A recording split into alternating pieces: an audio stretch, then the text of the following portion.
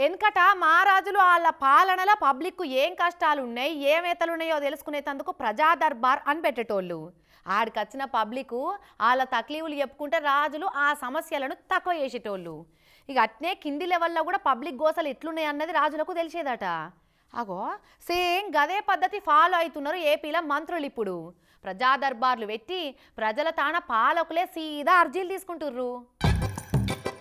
అమ్మో, ఆంధ్ర హోంమంత్రి అనితక్క హోంనే ప్రజా దర్బార్గా మార్చింది కదా. సుడూరి అనకాపల్లి జిల్లా నక్కపల్లి మండలం సారిపల్లి పాలెం కాడున్న అనితక్క ఇంటికాడ ప్రజా దర్బారు పెడితే జనం ఎట్లా వచ్చిరో.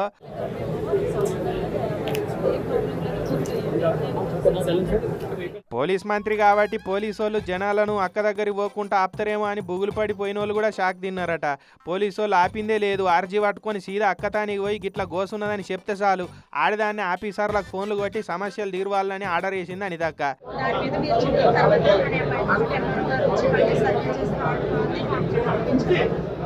ఇక మనిషికి అక్కే ఆర్జీలు తీసుకున్నది. ఓపికతోటి వాళ్ళు చెప్పేదంతా ఇన్నది.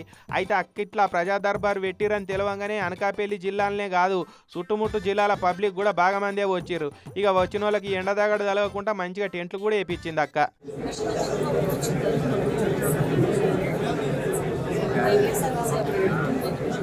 అయితే ప్రజా దర్బార్ అని పెట్టి ఏదో ఒక్కరోజు మురిపం లెక్క అర్జీలు తీసుకొని అటెంక వాటిని అటక మీద వేయకుండా అన్నిటిని చదివి అందరి సమస్యలు తీర్చే ప్రయత్నం చేస్తేనే వీటికి ఏమైనా పాయిది ఉంటుంది అనుకుంటా వేయరట.